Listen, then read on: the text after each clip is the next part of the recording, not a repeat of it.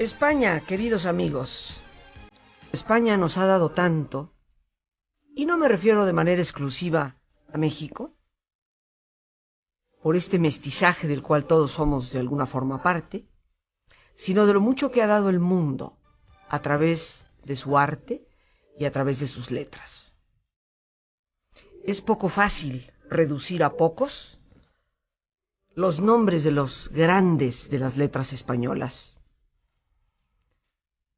En los diversos siglos que han transcurrido de nuestra historia, ciertamente siempre hay alguien que desde España, con su pluma, nos da en qué pensar.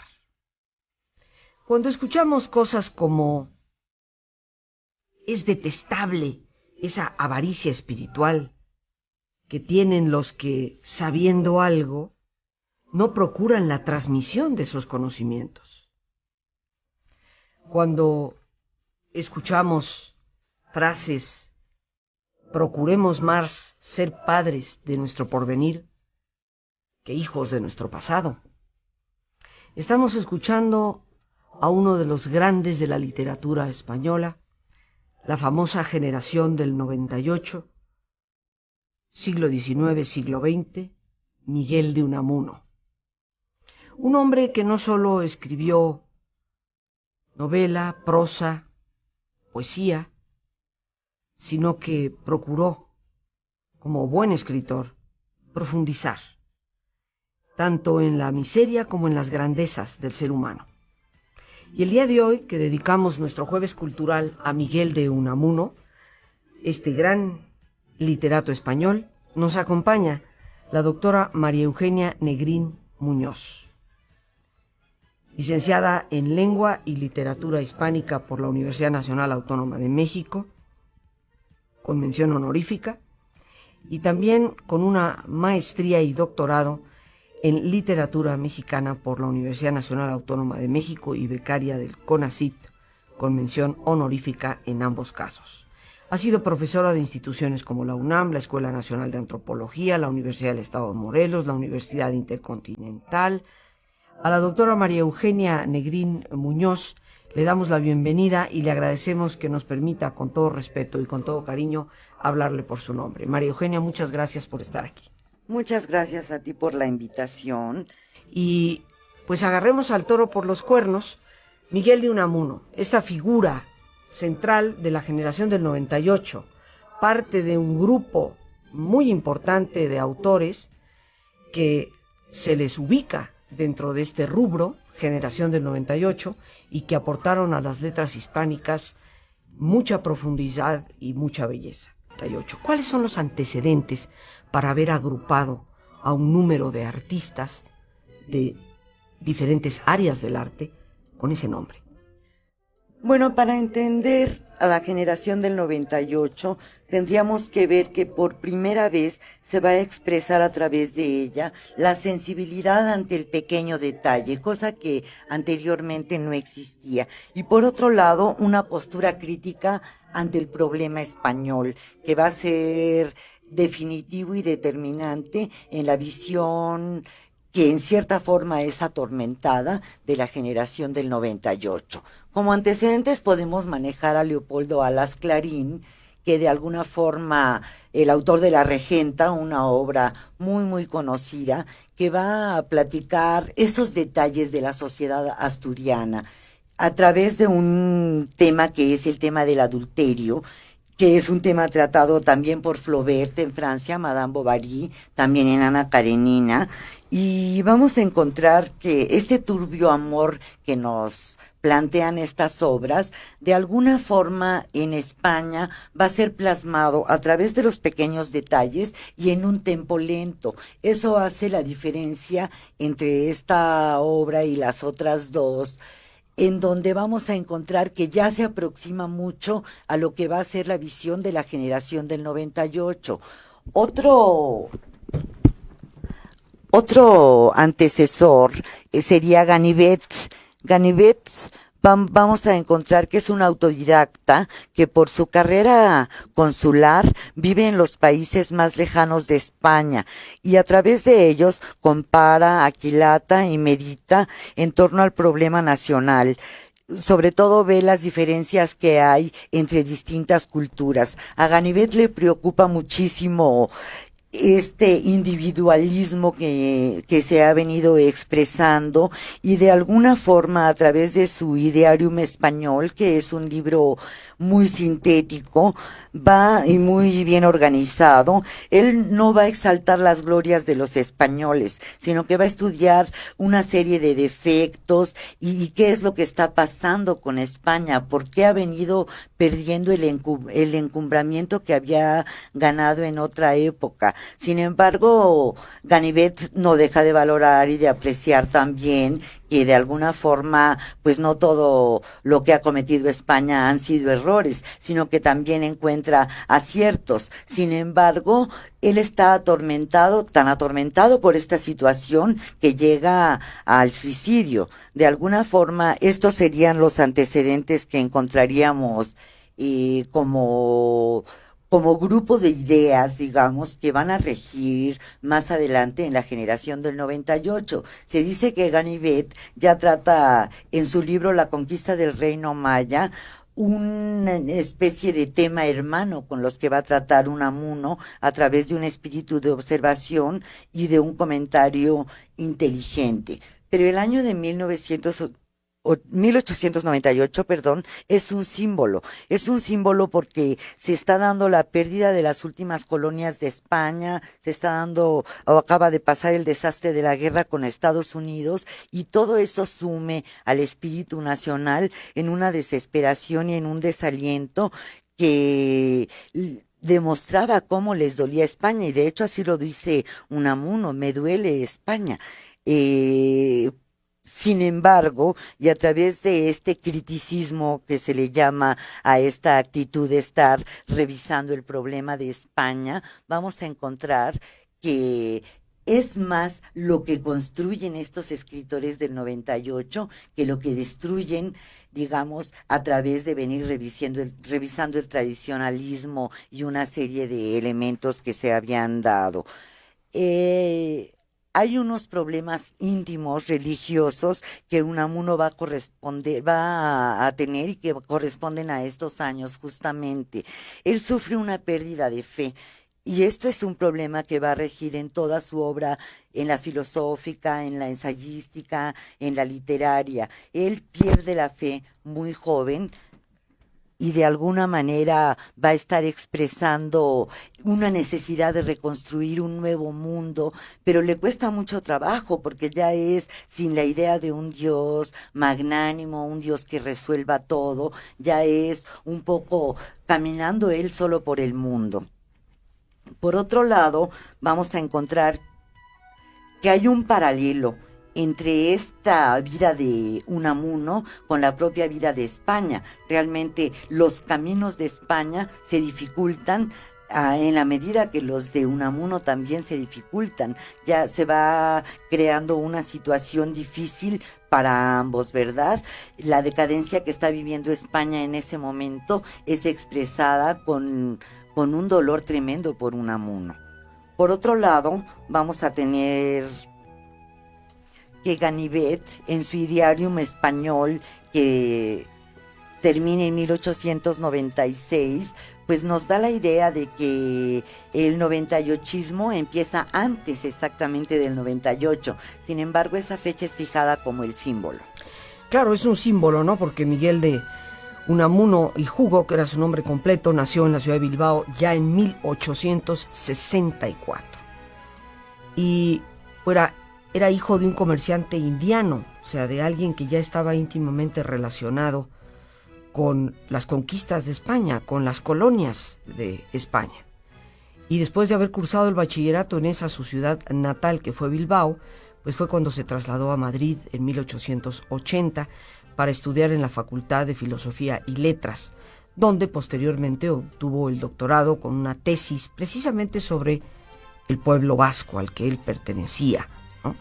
Entonces tenemos antecedentes de que hablar de la generación del 98 es hablar de un sentimiento dentro de la literatura, de una corriente dentro del arte, más que de una fecha específica en que hayan nacido estas personas.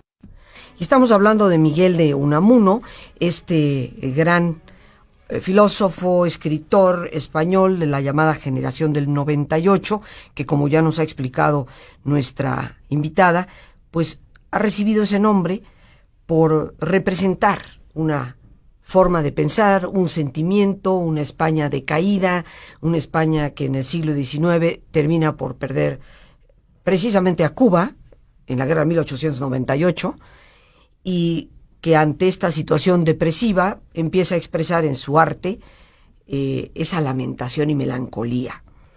Hemos dicho, María Eugenia, que pues Miguel de Unamuno nació en Bilbao en 1864 y que se traslada eventualmente a Madrid para estudiar filosofía y letras, donde termina su doctorado, pero regresa a Bilbao. Sí, y más tarde va a Salamanca, donde va a ser catedrático.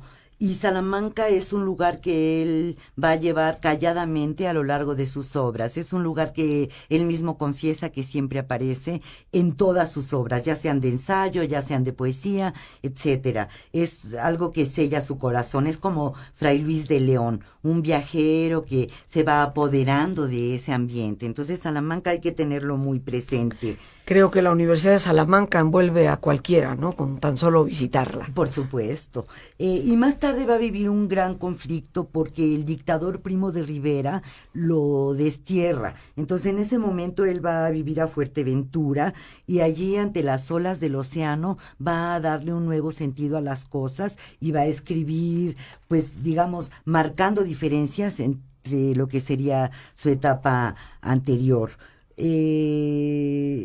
Digamos que esta crisis religiosa de la que hablábamos y que Unamuno vivió fue decisiva incluso hasta el momento de su muerte. Él va a morir en Salamanca justo al acabarse el primer año de la Guerra Española y esta lucha cruza toda su vida.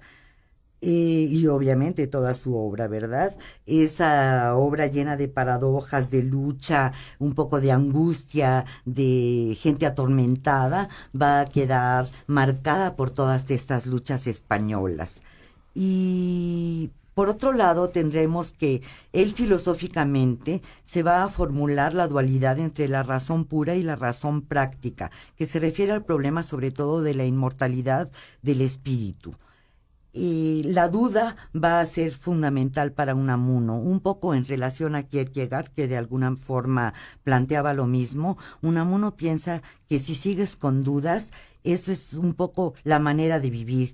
Es un aguijón que marca toda tu vida y que no vas a poder salir de él en ningún momento. Es decir, la duda resuelve todo menos la duda, la propia duda. De Sí. alguna manera él siente filosóficamente que esta es la postura. De hecho, algunos estudiosos han dicho que la pregunta de Unamuno es ¿quién soy yo? De alguna forma siempre se está preguntando ¿qué va a ser de mí? ¿Quién soy yo? ¿Por qué voy a morir? Etcétera. Esta búsqueda entre la vida y la muerte como conceptos trascendentales van a ser fundamentales en su filosofía. Por otro lado, vamos a tener que él también trabajó teatro. El teatro, aún considerándose como un género menos importante que los otros en Unamuno, pero de todas maneras él recrea algunas obras clásicas, como Fedra, por ejemplo, y les da una adaptación al momento de la España actual, de la España coetánea, para que de alguna forma se entienda que los dramas siguen. Este sentimiento trágico de la vida que le da un nombre a uno de los libros de Unamuno está planteado no solo a través de su teatro. Tenemos también, además del teatro, que la poesía de Unamuno es una poesía de ideas. Se supone que no está cargada de valores musicales como se busca a veces, pues en un sentido rubeniano, ¿verdad? No es el caso. Hay una intensa vibración subjetiva en la obra de Unamuno, un encuentro del yo lírico pocas veces igualado, pero no encontramos esa musicalidad que muchas veces pensamos que existe. Lo que sí existe un gran cariño a su tierra natal. En toda su poesía aparece eso de tú me levantas, tierra de Castilla, en la rugosa palma de tu mano. Es una belleza de imagen, de estar viendo a Castilla como una figura humana, con su mano, teniendo ahí a todos los habitantes, ¿verdad? Entonces, es muy poético, con un yo lírico muy fuerte, muy declarado, y que de alguna forma nos permite ver lo que es esta tierra para Unamuno. Vamos a encontrar también que el hecho de que no tenga musicalidad su poesía no significa que no tenga forma. Al contrario, la forma va evolucionando mucho en la obra poética de Unamuno y encontramos cómo poco a poco se va volviendo más constructivo y más hondo. Esto lo demuestra el poema El Cristo de Velázquez, del que vamos a hablar un poquito más adelante. Pero bueno, lo que es importante en la poesía es el cotejo de la religiosidad que está encerrado en dos Cristos españoles. El primer Cristo sería un Cristo negro, un Cristo momia que le llaman, que es el Cristo de las monjas de Santa Clara de Palencia. Ahí vamos a encontrar la actitud desesperada y negativa, una significación muy peculiar, muy 98ista, que de alguna forma nos expresa esa negación que tienen los escritores de la generación del 98. Por otro lado, encontramos el Cristo de Velázquez, que es mucho más sereno, es un verbo blanco, como él le llama, y que de alguna manera nos permite ver la esperanza. A través de todo ese negativismo podemos encontrar que también había como una posibilidad de que España se reencumbrara de nuevo. Entonces, de esta poesía religiosa podemos ver cómo evoluciona y cómo en un momento dado Miguel de Unamuno va cambiando también su actitud ante la vida. Y eso todo a través de su religiosidad, que nos llama la atención que alguien que haya vivido una pérdida de fe siga insistiendo a lo largo de su vida en la búsqueda de un Dios, pero esa es la realidad de Unamuno. Eso me trae mucho a la mente aquella frase de Blas Pascal que dice: el que busca a Dios ya lo encontró. Y precisamente en la vida de Miguel de Unamuno vemos estos como bandazos de un extremo a otro, inclusive dentro de su pensamiento político.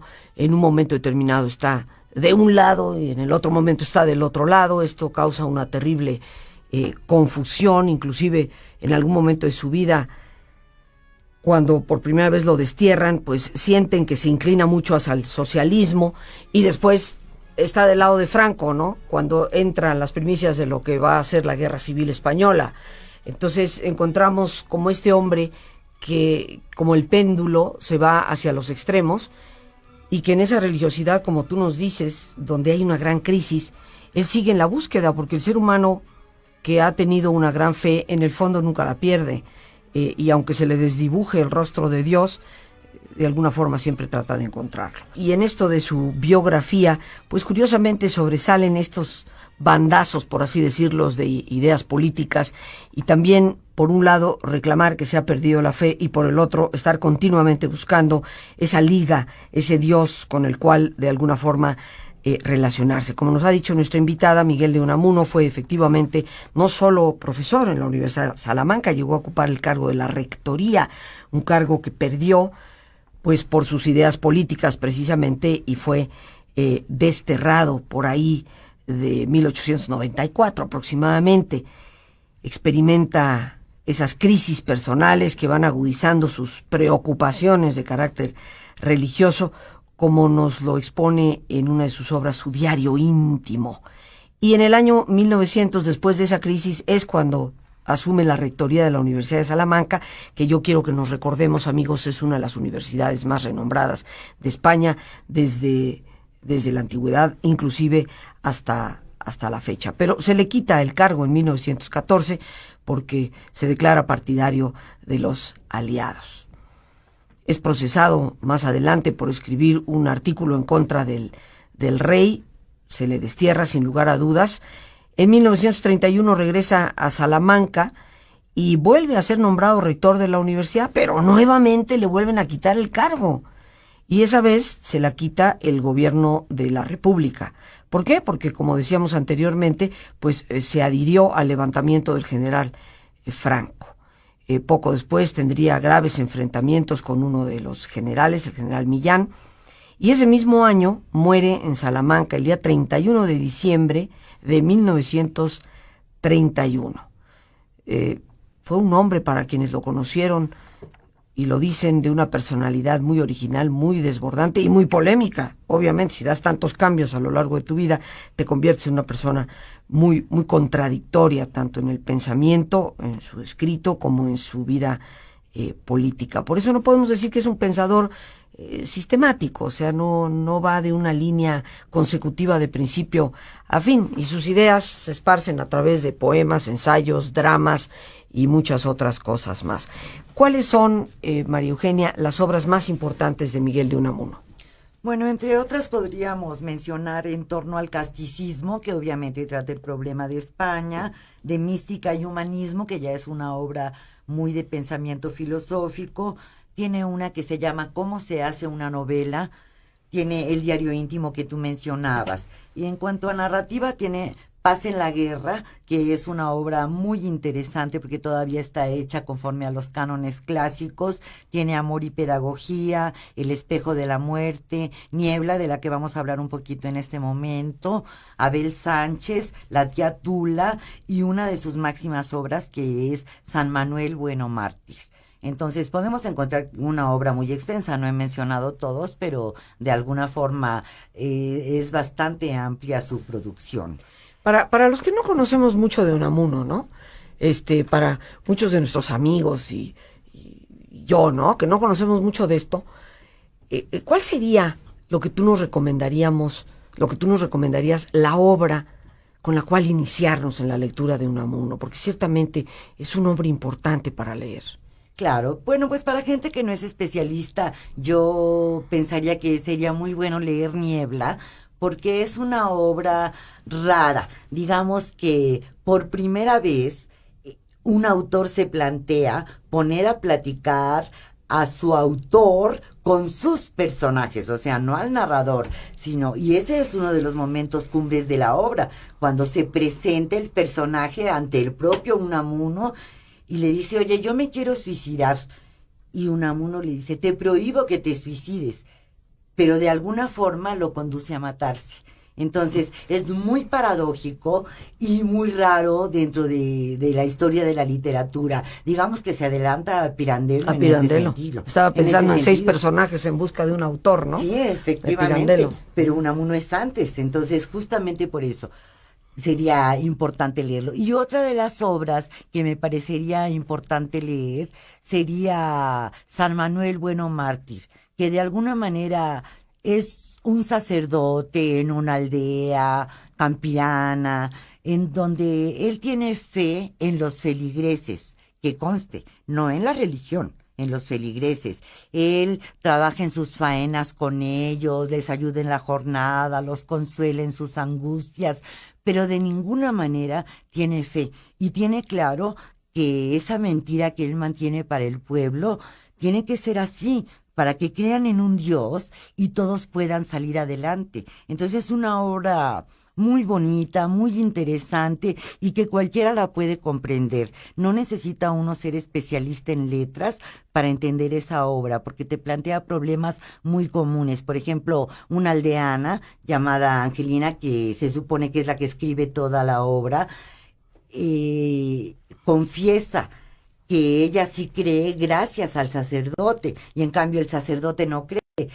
Llega un hermano de Angelina, que se llama Lázaro, y este hermano viene de otros lugares con ideas liberales, y San Manuel Bueno Mártir lo hace volver a la religión, lo hace llorar y rezar por la muerte de su madre, y de alguna manera como que concentra otra vez todo en la religión. Pero claro, nadie sabe que el gran dolor de San Manuel Bueno es que no cree en Dios. Bueno, hay tantas formas, ¿verdad?, de creer en Dios, porque un hombre que se dedica al bien y que ayuda tanto a sus semejantes y que se da cuenta que acercarlos a un Dios bueno es darles una ayuda importante, pues aunque racionalmente diga no creer en Dios, en su corazón ciertamente que Dios lo habita y lo mueve, ¿no?, para hacer esto. Y si el mismo Unamuno llama a la obra San Manuel, obviamente le reconoce lo que él en su fe tal vez muy escondida quiere reconocer. Pues te queremos dar las gracias, María Eugenia, por habernos visitado, habernos hablado de este hombre, a quien en las ocasiones pocas que me ha tocado leerlo, he descubierto un hombre de una profunda fe, curiosamente, un hombre que aporta un caudal de riqueza espiritual a las personas que lo lean, ¿no?, de esta inquietud, porque la espiritualidad no se trata de creer a ciegas, no se trata de ir por la vida como con ojos vendados, sino todo lo contrario, es lo que ilumina realmente las posibilidades de la persona, y ciertamente que Unamuno nos ilumina en posibilidades. Así es. Muchas gracias a ti por la invitación. Las gracias a Dios por este espacio que nos permite compartir, las gracias a nuestra invitada, la doctora María Eugenia Negrín, a ti el más importante de todos. Una vez más, gracias por tu paciencia al escucharme y por ayudarme siempre a crecer contigo. Que Dios te bendiga.